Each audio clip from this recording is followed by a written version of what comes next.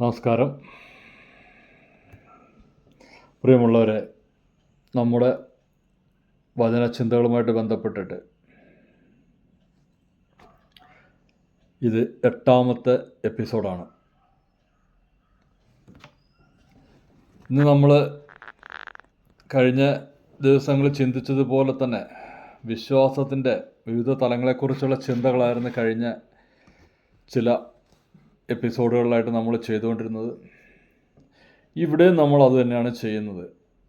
ചെയ്യാനുള്ള കാരണം, പലപ്പോഴും പല സഹോദരന്മാരും പ്രാർത്ഥനാ വിഷയങ്ങൾ പറയുമ്പോഴും പ്രാർത്ഥിക്കാൻ സംസാരിക്കുമ്പോഴും അവരുടെ പ്രയാസങ്ങൾ പങ്കുവെക്കുമ്പോഴും പറയാറുണ്ട്, ബ്രദറെ, പ്രാർത്ഥിച്ചിട്ടൊന്നും ശരിയാവുന്നില്ല, അല്ലെങ്കിൽ അത് അങ്ങനെ നടക്കുമോ, അല്ലെങ്കിൽ എൻ്റെ ഇന്ന കാര്യങ്ങൾക്ക് എങ്ങനെ തീരുമാനം ഉണ്ടാവും എന്നൊക്കെ പറഞ്ഞൊരു സംശയത്തിൻ്റെ നിഴലിൽ നിൽക്കുന്ന ഒരവസ്ഥ ഒരുപാട് കാണുകയുണ്ടായിട്ടുണ്ട്. പ്രിയമുള്ളവരെ, നമസ്കാരം. ദൈവം നിന്നെ സ്നേഹിക്കുന്നു എന്നുള്ള നമ്മുടെ തുടർ ചിന്തയിൽ 8ാമത്തെ എപ്പിസോഡാണ് ഇന്ന് നമ്മൾ ഇവിടെ പങ്കുവെക്കുന്നത്. നമുക്ക് വചനത്തിൽ നിന്ന് ഒരു തവണ കൂടി പങ്കുവെക്കാൻ അല്ലെങ്കിൽ ചിന്തിക്കുവാൻ ദൈവം നമ്മളെ അനുഗ്രഹിച്ചല്ലോ. അതിനെയൊക്കെ ഓർത്ത് നന്ദി പറയാം. കാരണം നമുക്കറിയാം നാളത്തെ ഒരു പ്രഭാതം എന്തായിരിക്കുന്നതെന്നും നമുക്കൊന്നും അറിയാൻ കഴിയില്ല. അടുത്തൊരു നിമിഷം നമുക്ക് എന്താണ് സംഭവിക്കാൻ നമുക്കൊന്നും അറിയില്ല, അല്ലേ? അപ്പോൾ നമുക്കൊരു വചനത്തെക്കുറിച്ച് ചിന്തിക്കാൻ ഒരു ദിവസം കൂടി അല്ലെങ്കിൽ ഒരു സമയം കൂടി നമുക്ക് ദൈവം അനുഗ്രഹിച്ച് നൽകിയല്ലോ. അതിനെയൊക്കെ ഓർത്ത് ദൈവത്തോട് നന്ദി പറയാം. ഒരുപാട് പേര് പ്രാർത്ഥിക്കാൻ വിളിക്കാറുണ്ട്, അല്ലെങ്കിൽ ആ രീതിയിൽ ബന്ധപ്പെടാറുണ്ട്, സംസാരിക്കാറുണ്ട്.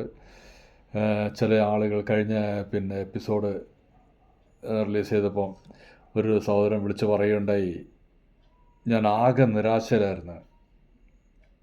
കഴിഞ്ഞ പ്രാവശ്യം നമ്മൾ ചന്ദ്രക്, മേശക്, അബേദ്നെഗോ എന്നിവരുടെ തീച്ചുളയിൽ അനുഭവമായിരുന്നു നമ്മൾ ചിന്തിച്ചത്. അപ്പോൾ തീച്ചുളയിലും കൂടെ നിൽക്കുന്ന ഒരു ദൈവത്തെയാണ് നമ്മളവിടെ ചിന്തിച്ചത്. അദ്ദേഹം പറയുകയുണ്ടായി, ആ ഒരു ചിന്ത അദ്ദേഹത്തിന് നൽകിയ പോസിറ്റീവ് എനർജി അത് വളരെയേറെ വലുതായിരുന്നു എന്ന് പറയുകയുണ്ടായി. അപ്പോൾ നമുക്ക് കിട്ടുന്ന ദൈവവചനം അത് പങ്കുവെക്കാനുള്ളതാണ്. അത് നമ്മുടെ സുഹൃത്തുക്കൾക്ക് നൽകണം, നമ്മുടെ പ്രിയപ്പെട്ടവർക്ക് നൽകണം. നമുക്കത് അനുഗ്രഹമാകുന്നെങ്കിൽ ആ അനുഗ്രഹം ബാക്കിയുള്ളവർക്കും ലഭിക്കാൻ തക്കവണ്ണം നമ്മൾ വേണ്ട ഷെയറിങ് ചെയ്യണം. അത് ഒരു അനുഗ്രഹമായിരിക്കും.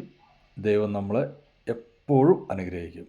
നമ്മൾ സ്നേഹിക്കുന്ന ഒരു ദൈവത്തെ നമുക്ക് വീണ്ടും കാണാം, ചിന്തിക്കാം.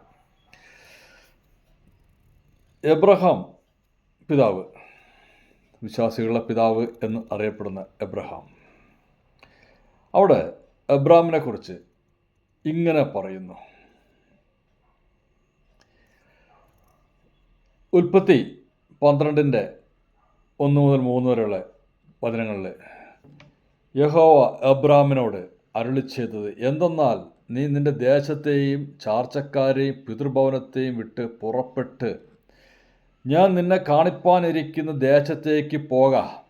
ഞാൻ നിന്നെ വലിയൊരു ജാതിയാക്കും, നിന്നെ അനുഗ്രഹിച്ച് നിൻ്റെ പേർ വലുതാക്കും. നീ ഒരു അനുഗ്രഹമായിരിക്കും. നിന്നെ അനുഗ്രഹിക്കുന്നവരെ ഞാനും അനുഗ്രഹിക്കും, നിന്നെ ശപിക്കുന്നവരെ ഞാനും ശപിക്കും. നിന്നിൽ ഭൂമിയിലെ സകല വംശങ്ങളും അനുഗ്രഹിക്കപ്പെടും. ഇവിടെ ദൈവം അബ്രാഹാമിനോട് സംസാരിച്ചു, അല്ലേ? നമ്മുടെ ഈ വചനത്തിൽ എവിടെയെങ്കിലും അബ്രാഹാമിനോട് സംസാരിച്ചതിന് ഒരു സാക്ഷി ഉള്ളതായിട്ട് കാണുന്നുണ്ടോ? ഇല്ല, ഒരു സാക്ഷിയില്ല, അല്ലേ? സാറായി പോലും വിശ്വസിക്കാൻ പ്രയാസമായിരിക്കും. അബ്രാഹാമിൻ്റെ ഭാര്യയായ സാറായ്ക്ക് പോലും അത് ഒരു വിശ്വാസം വരാൻ സാധ്യത കുറവാണ്. ഒരുപക്ഷെ ബന്ധുജനങ്ങളൊക്കെ ഒരുപാട് എതിർത്തിട്ടുണ്ടാകും. പക്ഷേ ദൈവത്തിലുള്ള അന്ധമായ വിശ്വാസം അബ്രഹാമിനെ മുമ്പോട്ട് കൊണ്ടുപോയി എന്നുള്ളതാണ് നമുക്ക് മനസ്സിലാക്കാൻ കഴിയുന്നത്. മുമ്പോട്ട് പോകാൻ പ്രേരിപ്പിച്ചു എന്നുള്ളതാണ്. മനുഷ്യനോട് ചിന്തിച്ചാൽ സ്വാഭാവികമായിട്ടും അബ്രാമിന് എതിർപ്പുകൾ വരാനുള്ള സാധ്യതയുണ്ട്. അദ്ദേഹത്തിൻ്റെ ഭാര്യ, കുടുംബജനങ്ങളൊക്കെ പറയും, വേണ്ട, ഇത് ഭ്രാന്താണ്, ഇപ്പോൾ ജീവിച്ചുകൊണ്ടിരിക്കുന്ന ഭൂമിയും അല്ലെങ്കിൽ ബന്ധുക്കാരെയും ചാർച്ചക്കാരും ഉള്ള ആ ഒരു ദേശം വിട്ടിട്ട് കർത്താവ് കാണിച്ചു തരാമെന്ന് പറയുന്ന ദേശത്തേക്ക് പോവുക. ഇത് അബ്രാമിനോട് സംസാരിച്ചു എന്നുള്ള തെളിവുകളൊന്നും പറയുന്നില്ലല്ലോ, ഒരു സാക്ഷിമൊഴിയില്ല, മറ്റു വിഷയങ്ങളൊന്നുമില്ല അല്ലേ. പക്ഷെ എന്താ സംഭവിച്ചത്? എബ്രഹാം വിശ്വസിച്ചു എന്നാണ് പറയുന്നത് അല്ലേ. എബ്രഹാം വിശ്വസിച്ചു, അത് അവന് നീതിയായി കണക്കിട്ടു എന്ന് ലേഖനങ്ങളിൽ പറയുന്നുണ്ട് അല്ലേ. അപ്പോൾ മനസ്സിലായി, എബ്രഹാം അത് വിശ്വസിച്ചു. ഇതുപോലെ തന്നെ ഭ്രാന്ത് കാണിച്ച ഒരാൾ എബ്രഹാമിന് ഉണ്ടായിരുന്നു. എബ്രഹാമിൻ്റെ ഒരു മുത്തച്ഛൻ, അറിയോ? ഇതുപോലത്തെ ഭ്രാന്ത് കാണിച്ച ഒരാളാണ് എബ്രഹാമിൻ്റെ മുത്തച്ഛൻ നോഹ. നമുക്കറിയാം, നോഹയുടെ കാലഘട്ടത്തിൽ നോഹയ്ക്ക് ഒരു ദിവസം ഒരു വെളിപാടുണ്ടായി, അല്ലെങ്കിൽ കർത്താവ് നോഹയോട് സംസാരിച്ചു, ഒരു പെട്ടകം പണിയിടാന്ന്. ഒരു സുപ്രഭാതത്തിൽ അദ്ദേഹം ഒരു പെട്ടകം പണിയാൻ തുടങ്ങി. എവിടെയാ പണിയുന്നത്? അതാണ് നമ്മൾ ചിന്തിക്കേണ്ടത്. മരുഭൂമിയിൽ പെട്ടകം പണിയുക ആരെങ്കിലും ചെയ്യുമോ? സ്വാഭാവികമായിട്ടും ചിന്തിച്ച് നോക്കി. മരുഭൂമിയിൽ പെട്ടകം പണിയാം. ഇപ്പോൾ ഒരു കാരണവശാലും നമുക്കത് വിശ്വസിക്കാൻ കഴിയാത്ത അവസ്ഥയല്ലേ. പക്ഷേ കുടുംബക്കാർ എതിർക്കും, മക്കൾ എതിർക്കും, ഭാര്യ എതിർക്കും. പക്ഷെ മക്കളും ഭാര്യയൊക്കെ ഒരു പക്ഷേ അപ്പനല്ലേ എന്ന് പറഞ്ഞ് കരുതിയിട്ട് അവരുടെ കൂടെ നിന്നേക്കുമായിരിക്കും. പക്ഷെ ജനം എന്ത് പറയും? കാരണം അവർ കേൾക്കാത്തൊരു കാര്യമാണ് മഴ. കാരണം മഴ അന്ന് വരെ പെയ്തിട്ടില്ല. അന്ന് ഭൂമിയിൽ നിന്ന് മഞ്ഞ് പൊങ്ങി മണ്ണ് നനച്ചു പോകുന്നു എന്നാണ് അന്ന് വരെയുള്ള വചനം പ്രകാരം, ബൈബിൾ പ്രകാരം പറയുന്നില്ല. അപ്പം മഴ എന്ന് പറയുന്ന സംഭവം ആർക്കും അറിയത്തില്ല, മഴ പെയ്തിട്ടുമില്ല. ഇവിടെ എന്താ സംഭവിക്കുന്നത്? ഒരു മരുഭൂമിയിൽ ഒരാളൊരു പെട്ടകം പണിയാണ്. പെട്ടകം പണിതു, നോഹയും പണിതു. നോഹ പെട്ടകം പണിത് കഴിഞ്ഞപ്പോഴേ സത്യം പറഞ്ഞാൽ നോഹയുടെ കണ്ണ് കണ്ടിത്. എന്താ സംഭവിച്ചത്? കർത്താവ് നോഹയോട് പറഞ്ഞായിരുന്നു, എല്ലാ മൃഗങ്ങളിൽ നിന്ന് ഈ 2 ഓരോ ജോഡി വെച്ചിട്ട് അതിനെ പെട്ടകത്തിനകത്ത് കയറണമെന്ന്. നോഹ ഇങ്ങനെ നോക്കി വയ്ക്കുമ്പോൾ വരിവരിയായിട്ട് വരിക, ഓരോരോ മൃഗങ്ങൾ ജോഡിയായിട്ട് വരിവരിയായിട്ട് തൻ്റെ പെട്ടകത്തിലേക്ക് വന്ന് കയറുന്നു അല്ലേ. തുടർന്ന് സാധാരണ സംഭവങ്ങളൊക്കെ നമുക്കറിയാം. അപ്പോൾ അവിടെ എന്താ സംഭവിച്ചത്?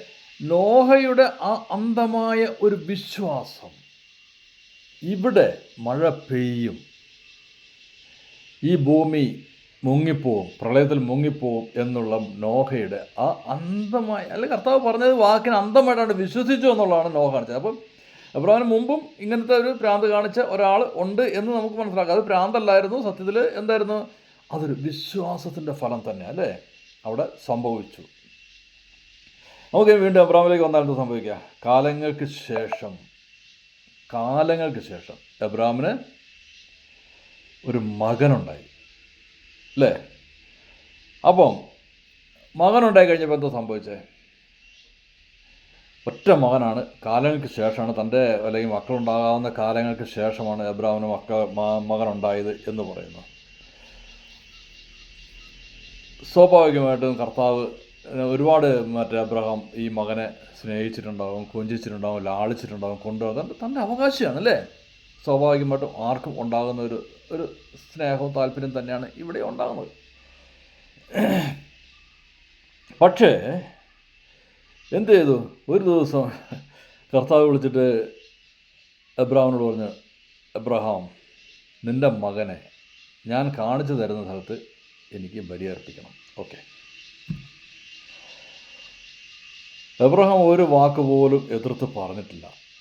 അബ്രഹാം ബാല്യക്കാരെ വിളിച്ചു, വിറകെടുത്തു, ബാലനെയും കൂട്ടി പോയി. ഈ ബാല്യക്കാർ ഒരു വെളിപ്പാട് അകലെ നിർത്തി. കാരണം ഒരു പക്ഷേ അബ്രഹാം ചിന്തിച്ചിട്ടുണ്ടാകാം, എന്തിനാണ് ബാല്യക്കാരെ വെളിപ്പാട് അകലെ നിർത്തുന്നത്? ബാല്യക്കാർ കൂടെ ഉണ്ടെങ്കിൽ ഈ ബാലനെ, സ്വന്തം മകനെ ബലിയർപ്പിക്കാൻ ഒരു പക്ഷേ അവർ എതിർക്കും അല്ലേ. അവർ സമ്മതിക്കാൻ യാതൊരു സാധ്യതയില്ല. കാരണം അവരുടെയൊക്കെ യജമാനൻ്റെ സ്വന്തം മകനാണ്, ആ യജമാനൻ്റെ കാലങ്ങൾക്ക് ശേഷം ഉണ്ടായ മകനാണ്. അപ്പോൾ അവനെ ബലിയർപ്പിക്കുക എന്ന് പറഞ്ഞാൽ അതൊരു വലിയ പ്രയാസമുള്ള കാര്യങ്ങൾ തന്നെയാണ് അല്ലേ. എന്തായിരിക്കും സത്യത്തിൽ? ഒന്ന് ചിന്തിച്ചു നോക്ക്. എബ്രഹാമിൻ്റെ മാനസികാവസ്ഥ എന്തായിരിക്കും? എബ്രഹാമിൻ്റെ മാനസികാവസ്ഥ നമ്മൾ വളരെയേറെ ചിന്തിക്കണം. കാരണം ഒരേ ഒരു മകനെയാണ് ദൈവം ബലിയർപ്പിക്കാൻ പറഞ്ഞിരിക്കുന്നത്. അവിടെ ബലിപീഠം ഉണ്ടാക്കി, സ്വന്തം മകനെ കൈകാലുകൾ ബന്ധിച്ചു, ആ ബലിപീഠത്തിൻ്റെ മേൽ കിടത്തി അല്ലേ, ഒരു അപ്പൻ എന്ന നിലയ്ക്ക്. അതും കാലങ്ങൾക്ക് ശേഷം കാത്തിരുന്ന് കിട്ടിയ മകനെ ബലിയർപ്പിക്കേണ്ട വരുന്നൊരവസ്ഥ എന്തായിരിക്കും? പക്ഷേ എബ്രഹാമിന് നല്ല ഉറപ്പുണ്ടായിരുന്നു, തനിക്ക് മകനെ തന്ന ദൈവം, അവനിലൂടെ വംശം നിലനിർത്തുമെന്ന് പറഞ്ഞ ദൈവം, മണൽത്തരി പോലെ മക്കളെ നൽകുമെന്ന് പറഞ്ഞ ദൈവം ഈ മകനെയും കാത്തുകൊള്ളും എന്ന് എബ്രഹാമിനറിയാം. അതായിരുന്നു വിശ്വാസം, അതാണ് വിശ്വാസം. അപ്പോൾ എന്താണ്, തൻ്റെ ദൈവത്തിന് എന്തും സാധ്യമാണ് എന്നുള്ളൊരു വിശ്വാസം. ഇസ്ഹാക്കിനെ ബലിയർപ്പിച്ചാൽ ആ ചാരത്തിൽ നിന്നും തൻ്റെ മകനെ തിരിച്ചു തരുമെന്നുള്ളൊരു വിശ്വാസം നമ്മൾ മനസ്സിലാക്കണം. നോഹയുടെ വിശ്വാസം അത് തന്നെയായിരുന്നു, അല്ലേ? നോഹയുടെ വിശ്വാസം അത് തന്നെയായിരുന്നു. മരുഭൂമിയിൽ പെട്ടകം പണിതപ്പോൾ, മഴ പെയ്തപ്പോൾ ചിന്തിച്ചു നോക്കി, മഴ പെയ്യും എന്നുള്ളൊരു വിശ്വാസം. കാരണം അന്ന് വരെ കാണാത്ത ഒരു സംഭവം നടക്കാൻ പോവുകയാണ്. ഇതുപോലെ തന്നെ വലിയൊരു ചരിത്രം നമ്മുടെ കർത്താവിൻ്റെ കാര്യത്തിലില്ലേ?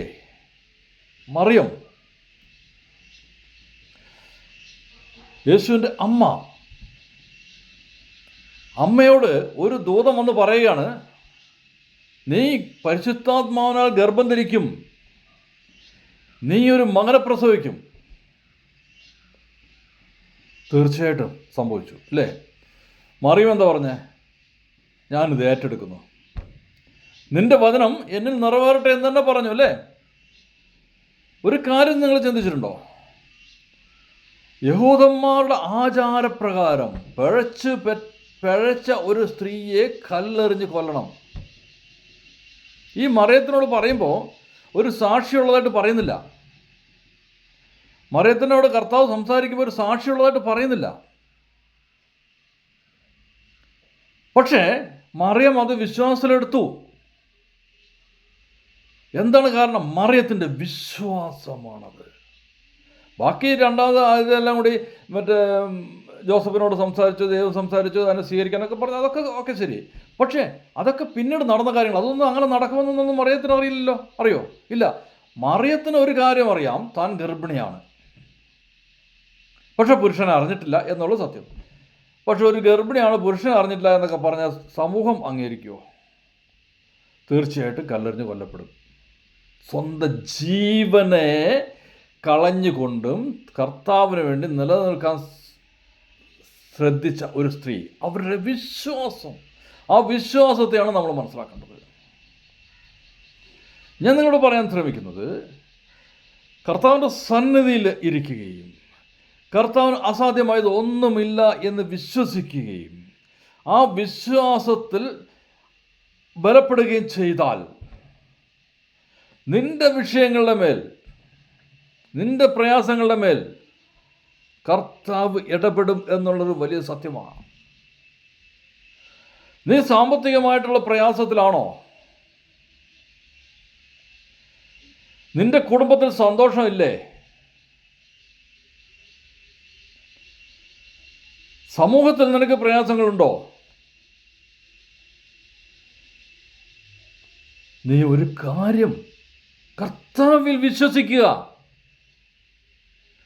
കർത്താവിൽ വിശ്വസിക്കുക. നിന്റെ ഭാരമെല്ലാം എൻ്റെ ചുമലുകളിൽ ഇട്ടോളുക, ഞാനത് ചുമക്കാമെന്ന് പറഞ്ഞ ഒരു സ്വർഗീയ പിതാവ് നമുക്കുണ്ട് എന്ന് നമ്മൾ വിശ്വസിക്കുക. നിന്റെ ഭാരമെല്ലാം ഞാൻ ചുമന്നുകൊള്ളാമെന്ന് നമ്മളോട് പറഞ്ഞ ഒരു കർത്താവ്, ആ കർത്താവിൽ വിശ്വസിക്കുക. എബ്രഹാം വിശ്വസിച്ചു, തൻ്റെ മകൻ്റെ ചാരത്തിൽ നിന്നും തൻ്റെ മകനെ തിരിച്ചു തരാൻ കഴിവുള്ള ദൈവമാണ് എന്ന്. എബ്രഹാം പറയാം, ദൈവം കരുതിക്കൊള്ളും, അല്ലേ? തൻ്റെ മകൻ ചോദിക്കുന്നു, അപ്പാ ബലിമൃഗം എവിടെ? ദൈവം കരുതിക്കൊള്ളും. അതെ പ്രിയമുള്ളവരെ, ഒരു വിശ്വാസത്തിൻ്റെ അടിസ്ഥാനമാണത്. നോഹ പറഞ്ഞു, മഴ പെയ്യും, മരുഭൂമിയൊന്നും പ്രശ്നമൊന്നുമല്ല, ഇവിടെ പണിയാനാണ് കർത്താവ് പറഞ്ഞത്, അവിടെ പണിതു. മറിയം തൻ്റെ ജീവന് അപകടമുണ്ടെന്ന് കണ്ടപ്പെട്ടിട്ടും മറിയം വീണ്ടും ആ ജീവനെ തൃണവൽക്കരിച്ചുകൊണ്ട് കർത്താവിന് വേണ്ടിയിട്ട് നിൽക്കാൻ തയ്യാറായി. പ്രിയമുള്ളവരെ, കർത്താവിന് വേണ്ടി നിന്നാൽ, വിശ്വസിച്ചാൽ ദൈവം അത്ഭുതം പ്രവർത്തിക്കുന്നതാണ്. കാരണം നിന്നെ സ്നേഹിക്കുന്ന ഒരു ദൈവമാണ് നമുക്കുള്ളത്. ദൈവം അത്ഭുതം പ്രവർത്തിക്കും. നിന്റെ പ്രയാസങ്ങളിൽ, നിന്റെ പ്രശ്നങ്ങളിൽ, നിന്റെ മക്കൾ നിങ്ങളുടെ ബന്ധത്തിൽ, അല്ലെങ്കിൽ കുടുംബത്തിൽ സന്തോഷമില്ലായ്മയിൽ, സാമ്പത്തിക പ്രയാസങ്ങളിൽ, രോഗപീഠകളിൽ പ്രവർത്തിക്കാൻ ശക്തനാണ് ദൈവം. നമ്മുടെ അടുത്തേക്ക് വരുന്നൊരു ദൈവമാണ്. ബേത്സേഹ കുളക്കരയിൽ 38 വർഷമായി കിടന്ന രോഗിയെ കർത്താവ് പോയി സൗഖ്യം നൽകി, അല്ലേ? അങ്ങോട്ട് വന്ന് സൗഖ്യം നൽകുന്നൊരു ദൈവമാണ് നമുക്കുള്ളത്. നമ്മുടെ അടുക്കലേക്ക് വരുന്നൊരു ദൈവം. ഒരിക്കലും നമ്മൾ അങ്ങോട്ട് തേടി പോകണ്ട. ഇന്ന് വരെ ദൈവം നമ്മൾ ദൈവത്തെ തേടി പോയല്ല, ദൈവം നമ്മളെ തേടിയാണ് വന്നത്, അല്ലേ? സ്വർഗത്തിലെ ദൈവം മനുഷ്യരൂപം എടുത്തു നമ്മളെ തേടിയിട്ടാണ്. അതുകൊണ്ട് തന്നെ ഞാൻ പറയുന്നു, വിശ്വസിക്കുക, അന്ധമായിട്ട് വിശ്വസിക്കുക. നമ്മുടെ ദൈവത്തിന് സർവ്വതും മതിയായവനാണ്. അവന് സർവ്വതിനും കഴിയുന്നവനാണ്, സർവ്വതിനും പറ്റുന്നവനാണ്. ഈ ലോകം മുഴുവൻ സൃഷ്ടിച്ച് ലോകത്തിൻ്റെ മുഴുവൻ ഉടയനായ നമ്മുടെ സ്വർഗീയ പിതാവ് നമുക്ക് നൽകാൻ മതിയായവനാണ്. പക്ഷെ വിശ്വസിച്ചാൽ ദൈവമഹത്വം കാണുമെന്ന് ലാസറിൻ്റെ മരണസമയത്ത് കർത്താവ് പറഞ്ഞു, അല്ലേ? 3 ദിവസമായി കർത്താവേ എന്ന് പറഞ്ഞപ്പോൾ വിശ്വസിച്ചാൽ ദൈവത്തിൻ്റെ മഹത്വം കാണുമെന്ന് പറഞ്ഞു. അതാണ് സ്ഥിതി. വിശ്വസിക്കുക, ദൈവത്തിൻ്റെ മഹത്വം നമുക്ക് കാണാൻ കഴിയും. പ്രിയമുള്ളവരെ, ദൈവം നമ്മളോട് ഇടപെടുന്ന വിവിധ രീതികളെക്കുറിച്ചാണ് ഞാൻ പറയാൻ ശ്രമിച്ചത്. ഇത് വചനത്തിൽ നിന്നുള്ള കാര്യങ്ങളാണ്.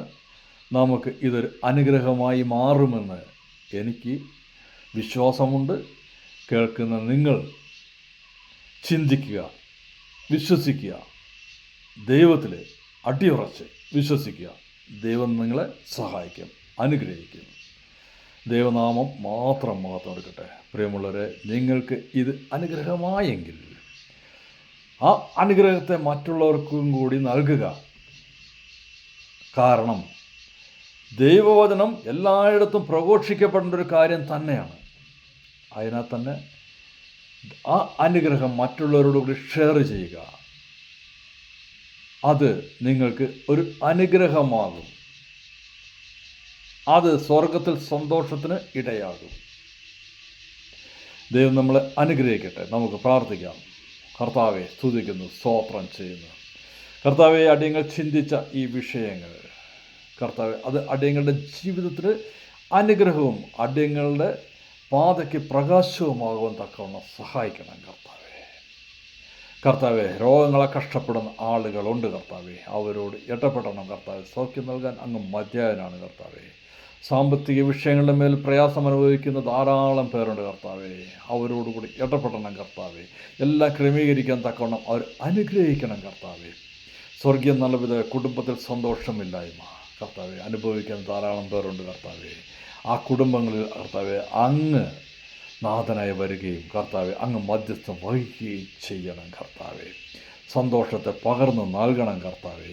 ഇങ്ങനെ സമൂഹത്തിൽ വിവിധമായ ആവശ്യങ്ങളിൽ പ്രയാസപ്പെടുന്ന ഒരുപാട് പേരുണ്ട് കർത്താവെ. അവരെയൊക്കെ കർത്താവെ അങ്ങയുടെ സന്നദ്ധിയിൽ സമർപ്പിച്ച് പ്രാർത്ഥിക്കുന്ന കർത്താവെ. അടിയങ്ങളെന്ന് ചിന്തിച്ച വചനം അത് ഒരു അനുഗ്രഹമായി മാറുവാൻ തക്കവണ്ണം സഹായിക്കണം കർത്താവെ. സർവ്വസ്തുതികളും പ്രാർത്ഥനകളും കർത്താവ് യേശുക്രിസ്തുവിന്റെ നാമത്തിലുള്ളതായി സ്വീകരിക്കുമാറാകണം പൊന്നു തമ്പുരാനെ. ആമേൻ, ആമേൻ. ദൈവത്തിൻ്റെ ദിവസം നാമം മാത്രം മഹത്വമെടുക്കട്ടെ.